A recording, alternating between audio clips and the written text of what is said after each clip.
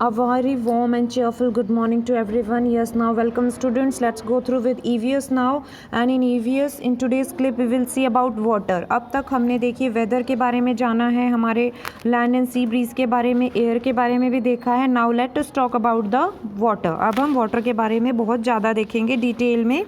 So water covers about 70% of the earth's surface. Water inside the ground is called groundwater. Water is present in the atmosphere as water vapour. देखिए water ने हमारे पूरे earth surface को 70% cover किया हुआ है. It means 30% land and 70% water is on the earth surface. Water जो हमारे ग्राउंड में है उसे हम ग्राउंड वाटर कहेंगे, जबकि जो वाटर हमारे एटमॉस्फेयर के आसपास प्रेजेंट है उसे हम वाटर वेपर कहेंगे, क्योंकि वो भाप के रूप में हमारे आसपास है. Okay, now the process of evaporation. अब हम प्रोसेस देखेंगे इवेपोरेशन का. ये when it rains water gets collected in puddles. Puddle means होता है एक small pool of rain water collected on the ground. देखिए जब बारिश होती है तो कुछ पानी पडल्स के फॉर्म में इकट्ठा हो जाता है. पडल्स होता है जब बारिश गिरती है तो कहीं गड्ढों में पानी इकट्ठा हो जाता है. ठीक है. After some time this puddles disappear. कुछ समय बाद हम जब उन पडल्स को देखते हैं, उन पानी से भरे गड्ढों को देखते हैं, तो हमें देखने को मिलेगा कि वो पडल्स गायब हो चुके हैं, वहाँ पर पानी नहीं है. ये क्यों होता है? Because where has all the water in the puddle disappeared. क्या कभी आप लोगों ने सोचा है कि ये जो पानी जो उस पडल में था वो कहाँ चला गया?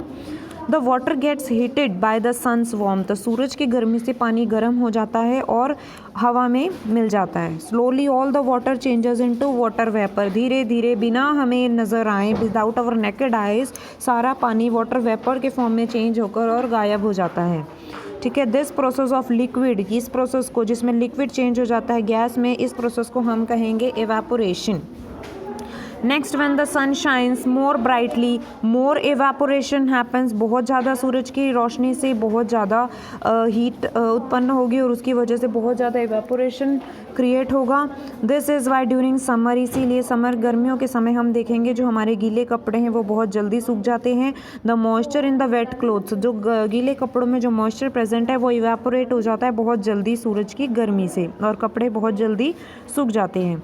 व्हेन मोर इवेपोरेशन होकर, जब बहुत ज़्यादा इवेपोरेशन हो जाता है तो वाटर वेपर जो हवा में मिले हुए हैं वो बढ़ जाती हैं, जिसकी वजह से एयर क्या हो जाता है, बिल्कुल ह्यूमिड और बिल्कुल ह्यूमिड सा एटमॉस्फेयर हो जाता है. हमें बहुत गर्मी सी महसूस होती है और चिपचिपा सा महसूस करेंगे हम. We feel sticky. Okay, so today we have seen the process of evaporation, also more about water. So I think this is sufficient for today. So let's go through with the remaining concepts. I think we have completed our define. So today let's see the question answers. Question answer देखेंगे हम. Question number 1, differentiate between land breeze and sea breeze. Land breeze किसे कहेंगे? When air move from. Land breeze किसे कहेंगे? जब हवा move होती है लैंड से वाटर की तरफ, उसे हम कहेंगे लैंड ब्रीज. जबकि जो सी ब्रीज है, जब एयर मूव होगा वाटर से लैंड की तरफ, तो उसे हम बोलेंगे sea. Okay, so this is the work you have to memorize and practice in your PNB. Okay students, I hope you all have got it. So till that, thank you, take care and have a nice day students. Okay.